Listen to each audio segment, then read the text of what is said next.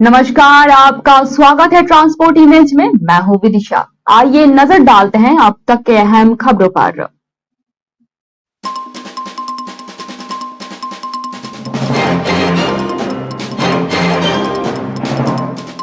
ऋषभ पंत हादसे के शिकार, डिवाइडर से टकराकर कार में लगी आग, शीशा तोड़कर बाहर निकाला गया।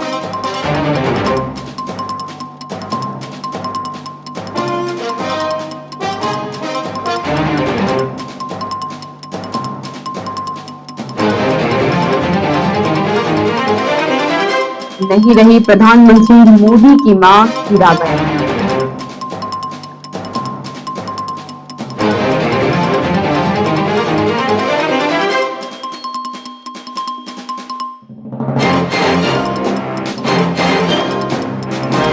फिल्म पुष्पा स्टाइल में हो रही थी गांजा और शराब की तस्करी। ऐसा तरीका देखकर पुलिस भी रह गई हैरान।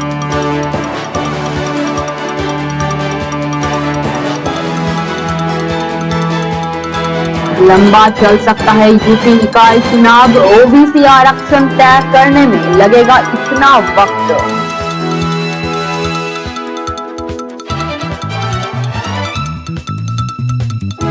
बाघों के साथ साथ तराई में होगा हाथियों का भी आशियाना। योगी सरकार ने दी एलिफेंट रिजर्व को मंजूरी।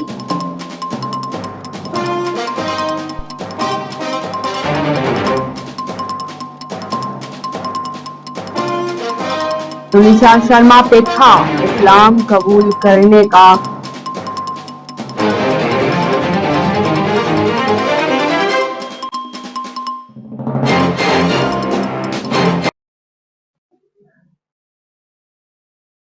आइए जानते हैं खबरें विस्तार से। टीम इंडिया के स्टार क्रिकेटर ऋषभ पंत सड़क हादसे का शिकार हुए। उनकी कार रुड़की में डिवाइडर से टकराई। इस हादसे में पंत के सिर और पैर में चोटें आई। हादसे के बाद कार में आग तक लग गई थी और कार पूरी तरह से जल गई। गाड़ी का शीशा तोड़कर पंत को बाहर निकाला गया और अस्पताल पहुंचाया गया। दिल्ली से अपने घर उत्तराखंड लौट रहे थे वो। रुड़की के नारसन बॉर्डर पर हमदपुर झाल के पास उनकी कार हादसे का शिकार हुई। पंत के सिर और पैर में काफी चोटें भी आई। उनकी पीठ में भी काफी चोटें आई। हालांकि उनकी हालत स्थिर बनी हुई है। पंत की गाड़ी काफी तेज रफ्तार में थी और डिवाइडर से टकराने के बाद गाड़ी रेलिंग तोड़कर दूसरी तरफ जा पहुंची, जिसके बाद उसमें आग भी लग गई।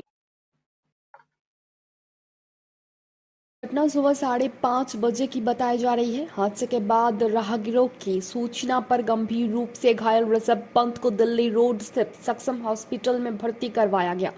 शुरुआत में पंत की हालत गंभीर थी, लेकिन धीरे धीरे उनकी हालत में काफी सुधार हुआ। इसके बाद उन्हें देहरादून के मैक्स हॉस्पिटल ले जाया गया। यहाँ इनकी प्लास्टिक सर्जरी भी होगी। सक्षम हॉस्पिटल के डॉक्टर सुशील नागर ने बताया कि ऋषभ पंत के पैर में फ्रैक्चर आया है और माथे पर भी चोट है। माथे पर कुछ टांके भी लगाए गए हैं। बताया जा रहा है कि पंत की गाड़ी तेज स्पीड से डिवाइडर से टकरा गई और लोहे की मजबूत रेलिंग से टकरा कर रेलिंग तोड़कर दूसरे तरफ जा पहुंची। तेज रफ्तार में होने की वजह से कार लगभग 200 मीटर तक घिसटने के बाद रुकी। इसके बाद उसमें आग भी लग गई। मौके पर पहुंची पुलिस ने उन्हें नारसर के रुड़की के और करीब 8 किलोमीटर की दूरी पर स्थित सक्षम हॉस्पिटल में पहुंचाया। हाल ही में बांग्लादेश के खिलाफ टेस्ट सीरीज में ऋषभ पंत ने कमाल की बल्लेबाजी की थी। दूसरे टेस्ट में वो शतक से चूक गए थे, लेकिन बेहतरीन बल्लेबाजी की दम पर उन्होंने भारत को मैच में आगे कर दिया था और इसी वजह से दूसरी पारी में अहम बल्लेबाजों के फेल होने के बावजूद टीम इंडिया ये मैच जीत गई थी। हालांकि वनडे और टी20 में खराब प्रदर्शन के चलते हाल ही में उन्हें टीम से बाहर कर दिया गया था।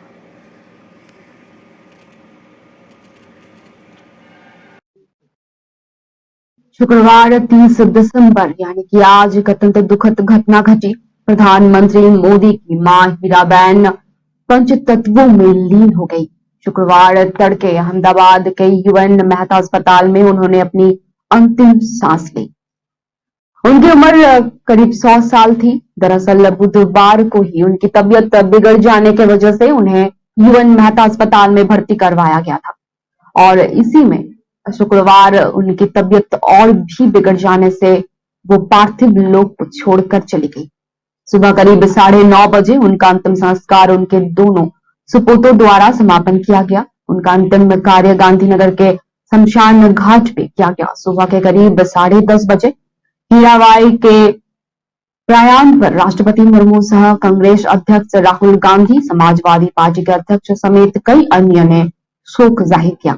इनमें से राष्ट्रपति द्रौपदी मुर्मू की ट्वीट में उन्होंने अपना शोक व्यक्त किया और परिवार के प्रति सहानुभूति भी दिखाई।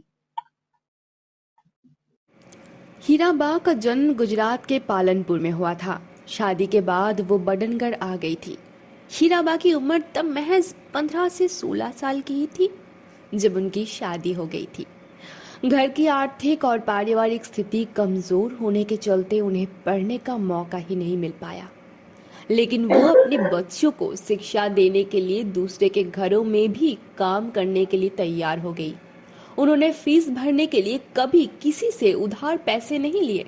हीराबा चाहती थी कि उनके सभी बच्चे पढ़ लिख कर शिक्षित बने।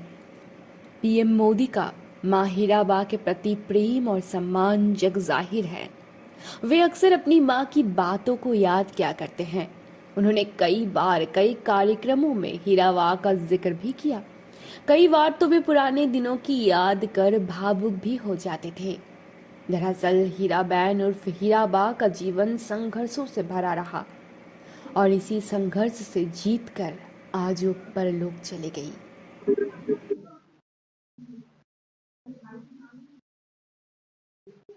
करते हैं उन्होंने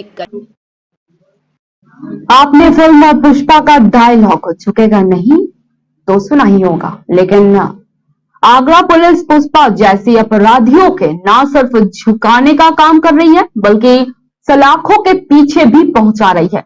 जब से आगरा में कमिश्नर सिस्टम चालू किया गया है तब से अपराध में तो कमी आई है, साथ ही में अब घंटों के हिसाब से छोटी और बड़ी घटनाओं का खुलासा भी होने लगा है। ताजनगरी में पिछले दिनों थाना सिकंदरा क्षेत्र में अवैध शराब पकड़ी गई तो दूसरी तरफ थाना ताजगंज पुलिस के द्वारा गांजे की बड़ी खेप पकड़ी गई। 2 क्विंटल 75 किलो गांजा पुलिस ने पकड़ा, जिसकी कीमत लगभग 30 लाख रुपए थी और सिकंदरा पुलिस ने 130 पेटी अंग्रेजी शराब बरामद किए। लेकिन इन दोनों वारदातों में अपराधियों ने फिल्म पुष्पा का स्टाइल अपनाया।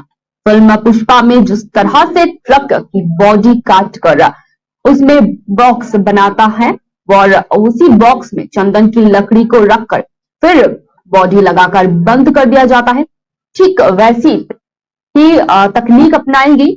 इन दोनों वारदातों में अपराधियों ने यही प्लान अपनाया, लेकिन ये भूल गए कि ये आगरा की पुलिस है। इनकी नजर से अपराधी बचकर नहीं जा सकता। थाना सिकंदरा में जो अवैध शराब पुलिस ने बरामद की थी उसमें 3 लग्जरी गाड़ियों का इस्तेमाल किया गया। इसमें एक ट्रक भी शामिल था। ट्रक में पीछे की बॉडी काटकर उसमें बॉक्स बनाया गया, फिर उस बॉक्स में शराब की पेटी रखी गई।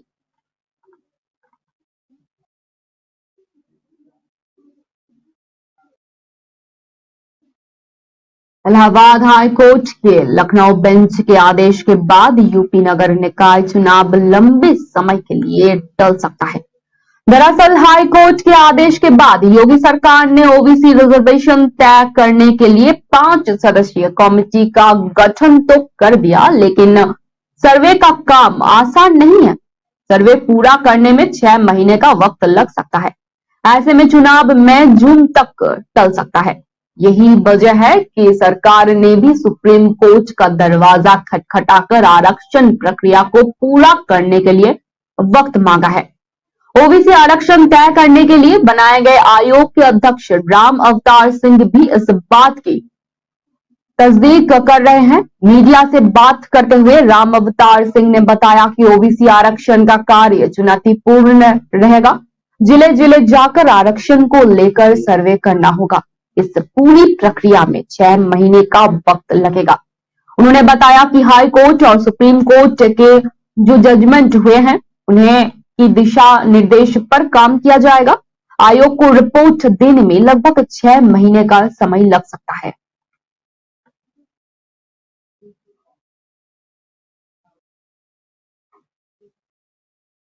पीलीभीत टाइगर रिजर्व अब सिर्फ बाघों के लिए नहीं बल्कि हाथियों के लिए भी पहचाना जाएगा। तराई के जंगलों में अब बाघों के साथ हाथियों का भी प्राकृतिक संरक्षण होगा। केंद्र सरकार के बाद गुरुवार को प्रदेश सरकार ने भी तराई एलिफेंट रिजर्व की स्थापना को मंजूरी दे दी है। इससे यहां पर अब पर्यटकों की संख्या 2 गुनी होने की उम्मीद लगाई जा रही है। पीलीभीत एलिफेंट रिजर्व प्रदेश का दूसरा और देश का 33वां एलिफेंट रिजर्व होगा, जिसमें टाइगर रिजर्व का बहुत बड़ा हिस्सा इसके लिए संरक्षित किया गया है। ये भी बताते चले कि पीलीभीत रेंज की सीमा नेपाल के शुक्लाफंटा सेंचुरी से मिली हुई है, जिसके चलते बड़ी संख्या में हाथियों का नेपाल से आवागमन बना रहता है और हाथियों को पीलीभीत में प्राकृतिक आनंद मिलता है, जिसके चलते समय समय पर हाथी यहां पर आया जाया करते हैं। बराही रेंज के लग्गा बग्गा से लेकर दूधवा टाइगर रिजर्व तक का जंगल हाथियों का कॉरिडोर माना जाता है। कई वर्षों तक हाथी इन इलाकों में विचरण करते रहे, लेकिन समय के साथ साथ आए बदलाव में कॉरिडोर खेती में तब्दील हो गया।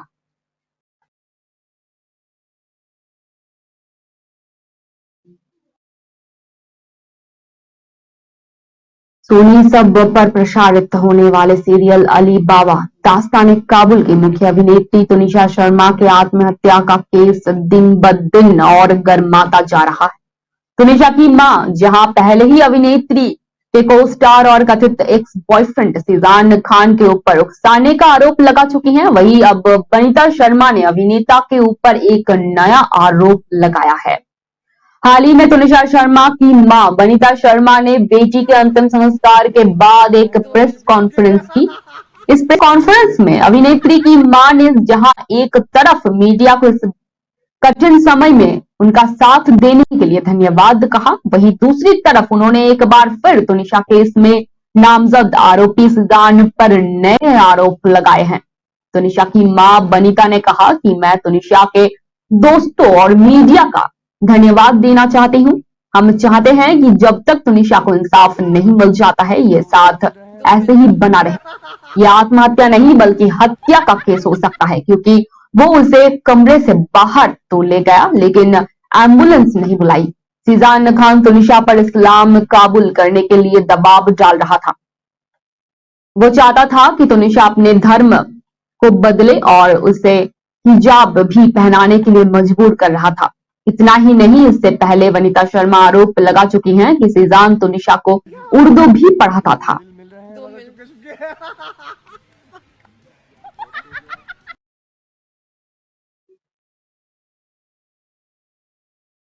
मध्य प्रदेश का कोचिंग हब बनते जा रहे इंदौर शहर में एग्जाम की तैयारी करने आई एक युवा चाय वाले का वीडियो आजकल वायरल हो रहा है। आपने MBA चाय वाला तो सुना ही होगा, लेकिन ये साइकिल वाली चाय है। वडवनी जिले के इस आदिवासी छात्र का वीडियो काफी पॉपुलर हो रहा है। इसमें छात्र दिन में तो पढ़ाई करता है और रात के समय साइकिल से चाय बेचता है। इंदौर में अच्छी पढ़ाई कर रहा ये युवा साइकिल वाली चाय के साथ संदेश भी देता है कि काम कोई भी छोटा नहीं होता है, वो उसे पूरी मेहनत और मन से किया जाना चाहिए। इंदौर देश के स्वच्छ शहर के साथ साथ एजुकेशन सिटी के रूप में भी अपनी पहचान बना रहा है। शहर में सैकड़ों की संख्या में कोचिंग संस्थान हैं, जिनमें एग्जाम की तैयारी के लिए दूर दराज से छात्र आते हैं।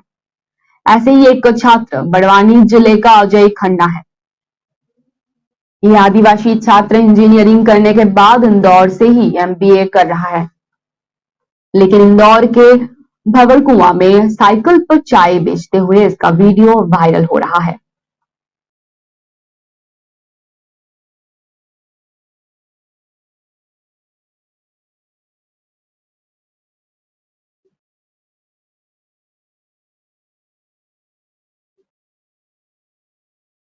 उज्बेकिस्तान में कथित रूप से कफ सिरप पीने के कारण 18 बच्चों की मौत के मामले में विदेश मंत्रालय ने कहा कि भारतीय दूतावास ने उस देश के साथ संपर्क कर उनकी जांच का ब्यौरा मांगा है।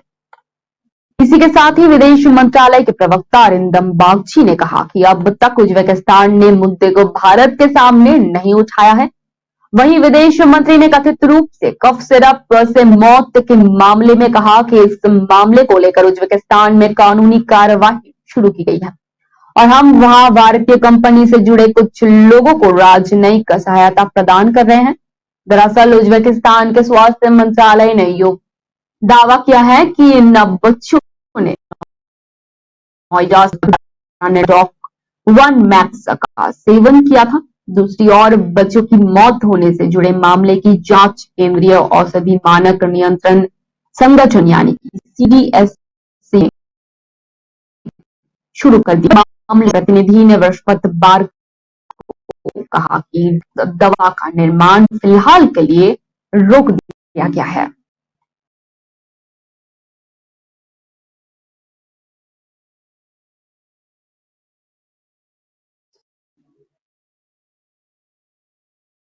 विदेशी मामलों संबंधित समिति को दी गई जानकारी में विदेश मंत्रालय ने कहा कि नालंदा विश्वविद्यालय के बुनियादी ढांचे का विकास जिसे कैबिनेट ने मंजूरी दे दी थी, वित्त वर्ष 2025-26 तक पूरा होने का संभावना है।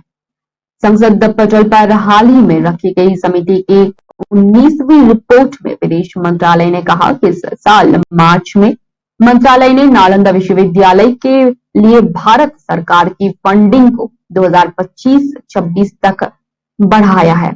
विदेशी मामले संबंधी समिति ने नालंदा विश्वविद्यालय के निर्माण में प्रगति को संतोषजनक बताया है। समिति ने अपनी रिपोर्ट में कहा कि सभी शैक्षणिक ब्लॉक, प्रशासनिक भवनों, प्रयोगशालाओं, कारो परिसर की सुविधाओं, साइट विकास कार्य समेत 90% बुनियादी ढांचे को पूरा कर लिया गया है।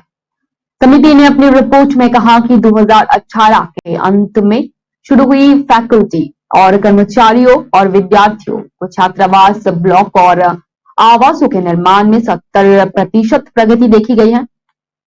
समिति ने अपनी रिपोर्ट में इच्छा जाहिर की है कि आवासनीय भवनों से संबंधित शेष निर्माण कार्य समयबद्ध तरीके से पूरा किया जाए और विश्वविद्यालय की शैक्षणिक साख को बरकरार रखा जाए।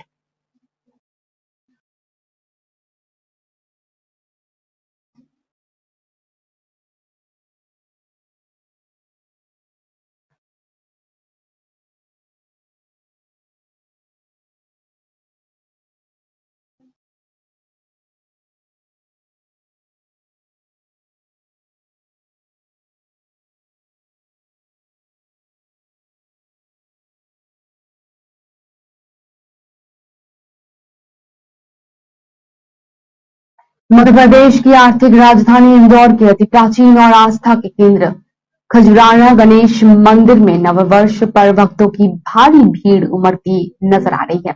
मंदिर प्रशासन के द्वारा इस बार भी यहां 4 से 5 लाख श्रद्धालुओं के आने की संभावना जताई जा रही है। इसको की व्यवस्था भी की है। मिली जानकारी के मुताबिक 30 दिसंबर तक खजाना मंदिर में भगवान गणेश दर्शन किए जा सकेंगे। वहीं 1 जनवरी 2023 की सुबह 5 बजे दर्शन, 31 दिसंबर की रात 12 बजे होने वाली आरती मंदिर के पुजारियों के द्वारा ही इसमें भक्तों को प्रवेश नहीं मिलेगा। पुजारी अशोक भट्ट ने बताया कि पिछले कुछ वर्षों तक कोरोना की वजह से भक्तों की ज्यादा भीड़ नहीं जुटी थी, लेकिन इस साल 1 जनवरी को रविवार पड़ रहा है।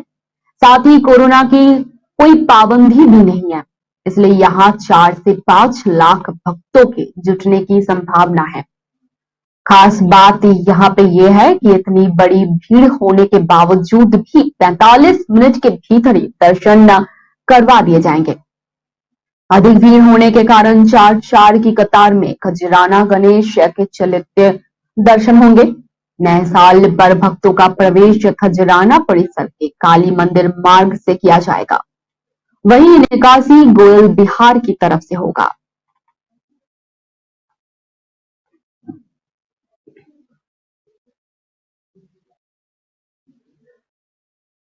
राजस्थान के अलग अलग शहरों हर साल पर्यटकों की काफी भीड़ जुटती है।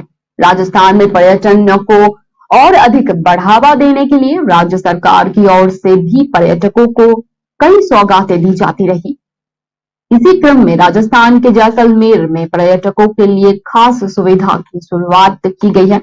दरअसल जैसलमेर जिले में राजस्थान पर्यटन विकास निगम की ओर से पर्यटकों के लिए हेलीकॉप्टर जय राइड सेवा शुरू की गई है। पर्यटकों को नया अनुभव देने के लिए जैसलमेर के सम में हेलीकॉप्टर जॉय राइड की व्यवस्था शुरू हुई है। मिली जानकारी के अनुसार जैसलमेर के सम गांव स्थित समढानी में हो रहे इस हेलीकॉप्टर राइड के लिए प्रति व्यक्ति 7,000 रुपए किराया रखा जाएगा। राजस्थान के मुख्यमंत्री अशोक गहलोत और पर्यटन मंत्री विश्वेंद्र सिंह वर्चुअल माध्यम से शुभारंभ किया इन जय राइड की। इसी बारे में जैसलमेर जिला कलेक्टर टीना दाबी मैम ने बताया कि राजस्थान में पर्यटन को बढ़ावा देने के उद्देश्य से आरटीडीसी की ओर से हेलीकॉप्टर जॉय राइड की पहल जैसलमेर से ही की जा रही है। इससे निश्चित रूप से जैसलमेर की टूरिज्म में बढ़ावा मिलेगा।